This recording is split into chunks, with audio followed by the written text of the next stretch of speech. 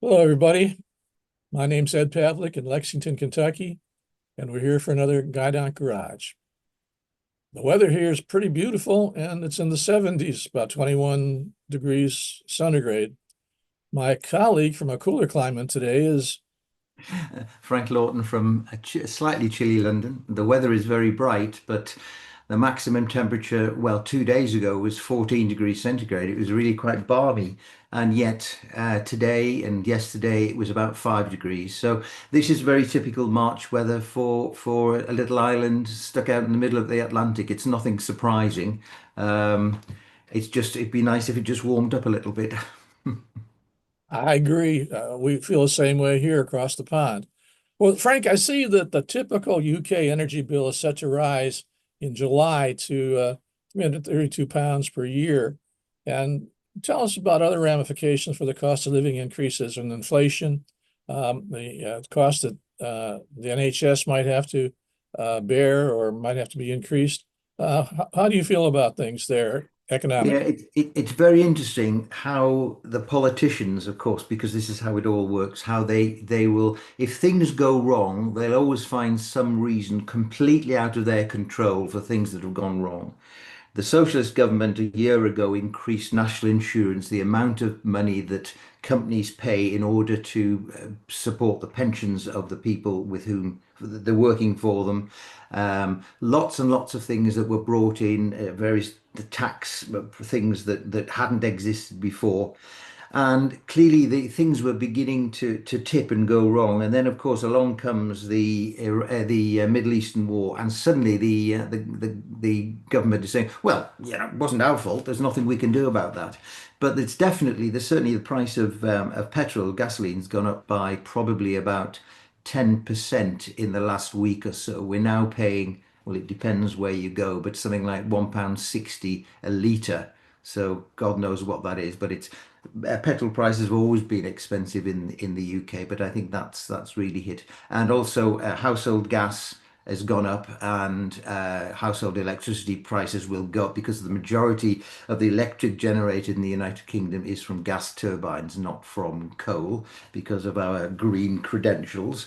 So I think this is the beginning of it. I think it's going to be a very, very expensive summer for a heck of a lot of people. In Europe as well, exactly the same problem. Because obviously, as you know, that a lot of Germany imported a heck of a lot of natural gas from the Soviet Union, well, Russia, sorry, which it doesn't do now. So where on earth are they going to get the stuff from? And of course, the markets will dictate what the price is. If Germany comes up with more money than France, then whoever's selling the oil will sell it to Germany. It's interesting, isn't it, that the United States is a net exporter of oil. You do not import oil, but when it comes to the markets, if you people aren't prepared to sell it at whatever somebody else is, then there's going to be problems. And I think it'll hit everybody. And I'm sure that President Trump and his cohorts did imagine that this would happen.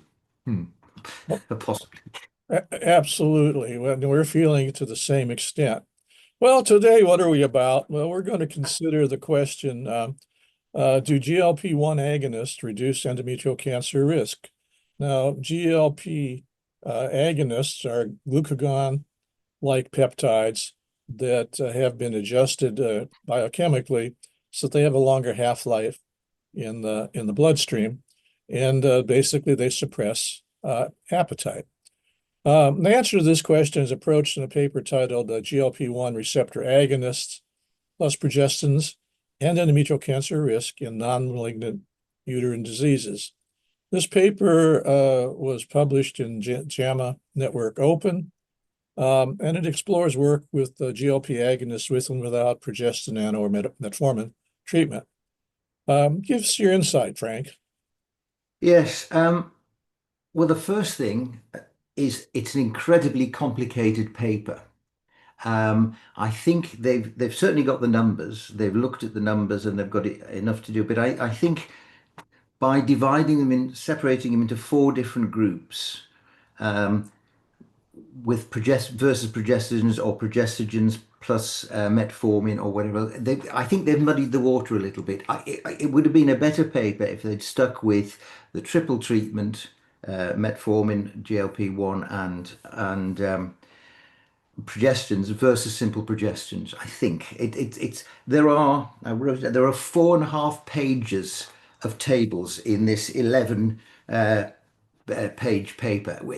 It's incredibly complicated, and I suspect that a lot of people, when they look at the size of the tables and the complexities, will actually just go back to the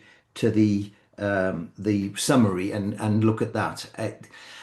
I found it very, very difficult and very hard. I think some of the other problems were that the pathology that they used, abnormal uterine bleeding, they don't actually say whether there's pathology attached to this abnormal uterine bleeding, or was it just women who said, I've got menstrual irregularity, and they were immediately treated with some sort of treatment. Submucosal fibroids as well. Was there histology from the submucosal fibroids? Endometrial polyps, were they just there? How were they diagnosed? How were the fibroids diagnosed? So I think the fact that it's an observational study has lots and lots of problems with it in the first place, including things like coding errors, things along those lines. The fact that there's no pathology as well in quite a lot of them, a lot of the patients, I think it leads to problems. I think one of the main problems is that the study doesn't look at just one particular GLP-1 agonist, sorry, antagonist. It looks at a whole bunch of them, and we don't know how long the patients were treated for, if indeed they'd been treated with it before they were entered into the study, uh, what the treatment was, what the dose regimens were, how long did they have treatment, how was the decision made for them eventually to have a hysterectomy or whatever the treatment was.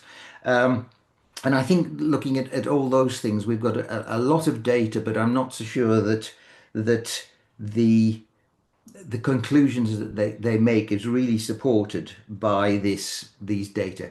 Also, why was the decision made to have a hysterectomy? What about how was regression monitored? Did these people have 6 monthly endometrial biopsies or hysteroscopies or endometrial biopsies?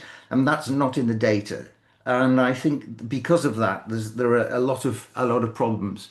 In addition, looking at the results, I think they say that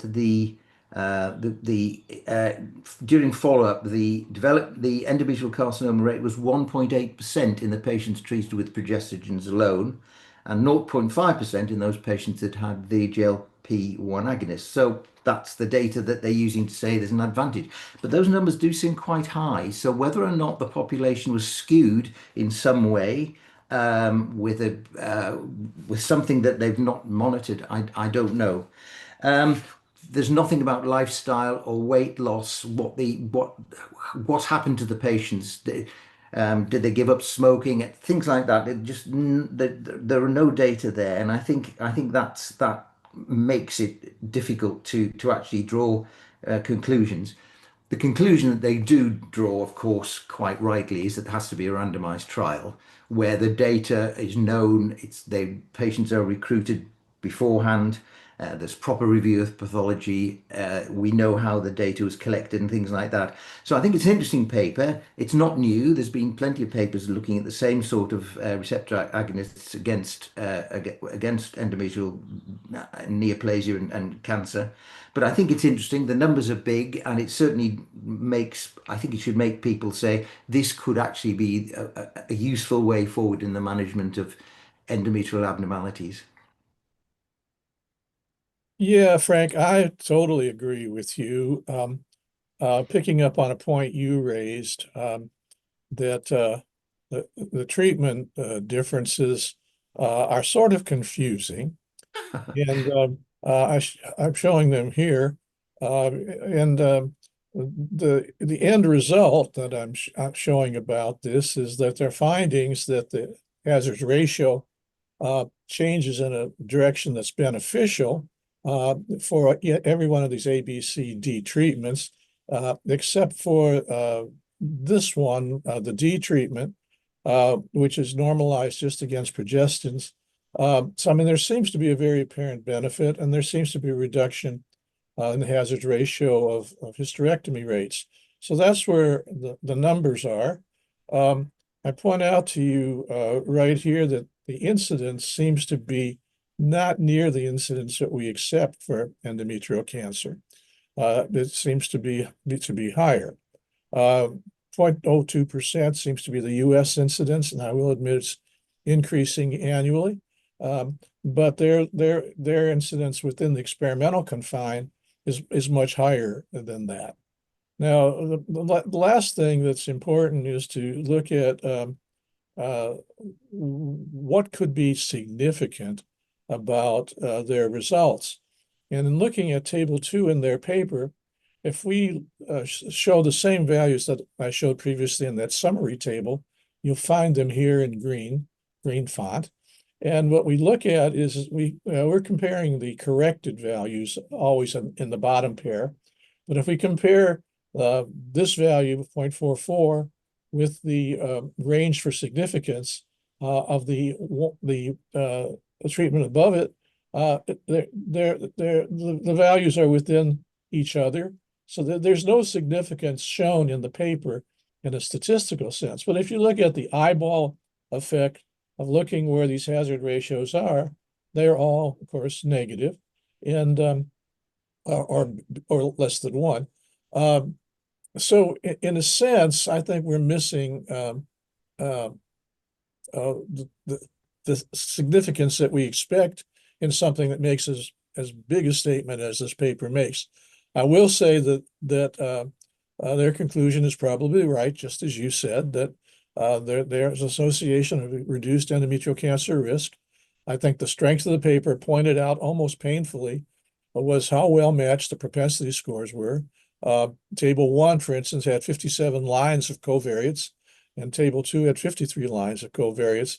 I had to put on a second pair of reading glasses to make my way through that table. Yes. And of course, the results were highly dependent upon the propensity score matching, and so I give them high marks for that.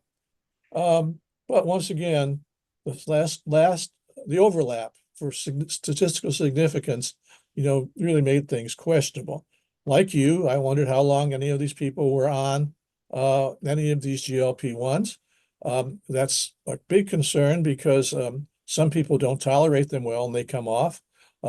Some people can't afford to stay on them any longer. And for their U.S. cohort, that certainly, would be true. And, the long and the short of it is that any one of these GLP drugs has roughly 2 doses, a lower dose for treatment of diabetes and a higher dose for weight reduction. And so we don't know which of these doses, was applied. I found that their sort of study looking at different cofactors, covariants, had the biggest group of people who were obese. And they, in any of the covariants that they looked at, they didn't seem to see a contribution. I would expect if people are on this for either reasons related to diabetes or to weight loss, we'd like to see, a difference, in that group. Overall, semaglutide is just coming off this week, I think, in the United Kingdom off of its protection. Yeah. And so, somehow to be repatented.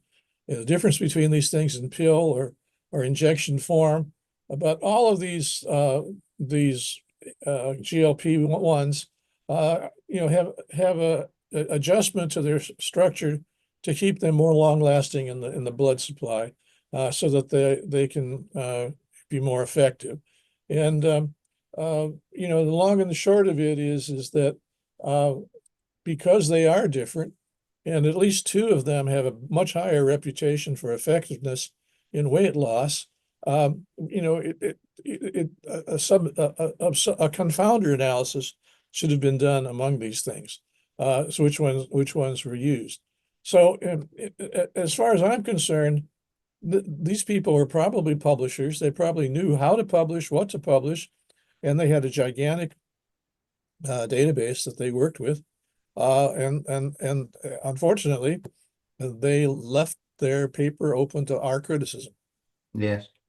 It's interesting that the authors admit that the treatments that they were looking at were not necessarily prescribed for the treatment of endometrial hyperplasia or benign pathology, benign uterine pathology. So they admit that they've found a group of patients who've possibly got some benign uterine pathology, but we don't know the data on all of them, and some of them get endometrial cancer.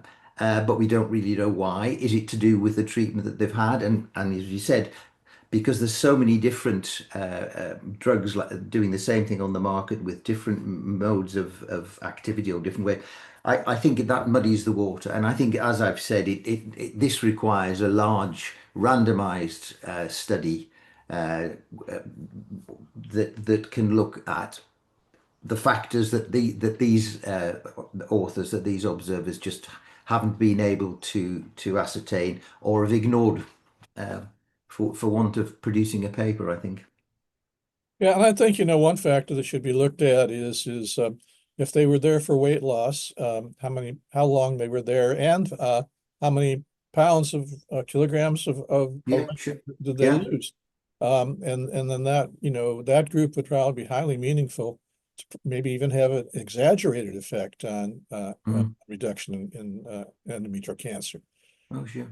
Well, I anyway, imagine, sorry, well, I imagine that when the patients underwent hysterectomy, they presumably had their weight measured. So it's there in the record somewhere. If they found these patients have had hysterectomies, there are more data that they could have collected in order to determine, as you say, how success is it the weight loss that's caused the apparent difference. Um, who knows? With diabetic control, I think they did look at diabetic control, but the tables were, as you said, they were so complicated that I think people just clouded over. I certainly did looking at them. 4.5 pages of tables is just too much. A lot of data, but I think it could have been simplified. Or possibly there were two or three papers here rather than just one big one, looking particularly at just versus progestogens, and then another paper saying, well, we've added something else now. So it's an interesting paper, but there's a long way to go with this story, I think.